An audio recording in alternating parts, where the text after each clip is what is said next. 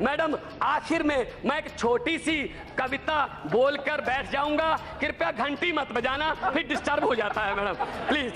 छोटी सी कविता है। बात चली थी बुलेट ट्रेन चलाने से, बात चली थी 56 इंच का सीना दिखाने से, अब तो साहब के ऑफिस से मेन्यू बनकर आता है कि हमने क्या पहनना है और हम क्या खाने वाले हैं। मोदी जी अगले 6-7 महीने में आप जाने वाले हैं, कृपया जाते जाते ही बता दीजिए अच्छे दिन कब आने वाले हैं। बहुत बहुत धन्यवाद मैडम। मैं इस नो कॉन्फिडेंस मोशन के पक्ष में, मैडम हाउस ऑर्डर में नहीं है मैडम, वही सब ऑर्डर में आप बोलते जाओ। मैं क्या बोलूं मैडम, मैं इस नो कॉन्फिडेंस मोशन के पक्ष में बोलने के लिए खड़ा हूं। मैं अपने टीडीपी वाले मित्रों से संवेदना रखता हूं। मैं उनसे कहना चाहता हूं कि ये पहला वादा नहीं है जो मोदी जी मुकरे हैं, ये स्वामीनाथन का वादा करके भी मुकरे हैं, ये 2 करोड़ नौकरियां देने का वादा करके भी मुकरे हैं, ये मुकरने के माहिर हैं। इसलिए मैं आपसे संवेदना रखता हूं, आपके पक्ष में हूं। इसलिए मैं ये कहना चाहता हूं, आज मेरे मित्र जो हैं, जो बोल रहे थे, आज मेरे मित्र बीजेपी के जो जितने भी बीजेपी के जितने भी मेरे मित्रों ने आज स्पीच दी, लगभग सभी में उन्होंने कहा हम सभी राज्यों को लोकतांत्रिक तरीके से सरकारें चलाने के लिए अधिकार देते हैं। क्या दिल्ली को आप देश का हिस्सा नहीं मानते?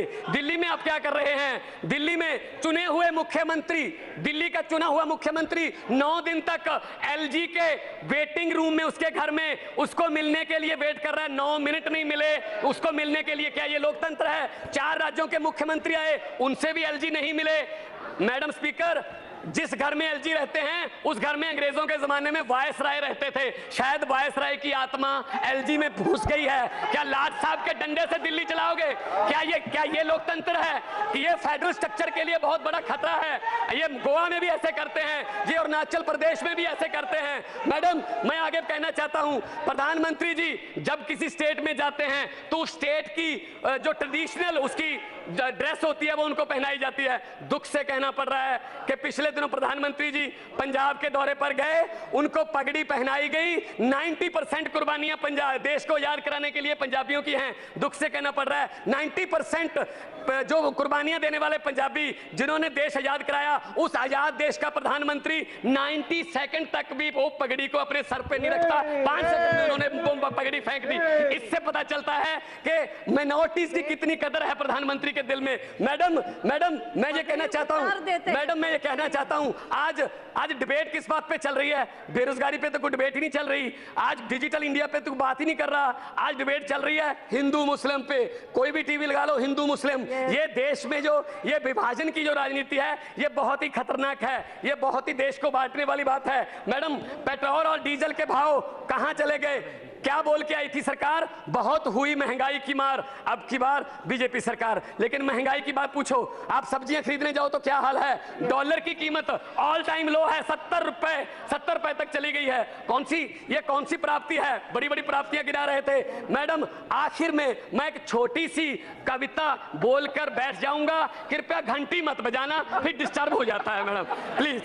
छोटी सी कविता है कि बात चली थी भारत को डिजिटल इंडिया बनाने से, बात चली थी भारत को डिजिटल इंडिया बनाने से, बात चली थी एक के बदले 10 सर काट कर लाने से, बात चली थी बुलेट ट्रेन चलाने से, बात चली थी 56 इंच का सीना दिखाने से, बात चली थी ना खाने से ना खिलाने से। कहां गई वो 100 दिन में काले धन की बात? पिछले 4 साल से देश की जनता सुन रही है सिर्फ रेडियो पर मन की बात। चौकीदार देख रहा है और लोग बैंकों को चूना लगाकर भगौड़े हो रहे हैं और लाखों पढ़े लिखे नौजवानों के सपने आंखों के सामने पकौड़े हो रहे हैं। अब तो साहब के ऑफिस से मेन्यू बनकर आता है कि हमने क्या पहनना है और हम क्या खाने वाले हैं। मोदी जी अगले 6-7 महीने में आप जाने वाले हैं, कृपया जाते जाते ही बता दीजिए अच्छे दिन कब आने वाले हैं। बहुत बहुत शुक्रिया।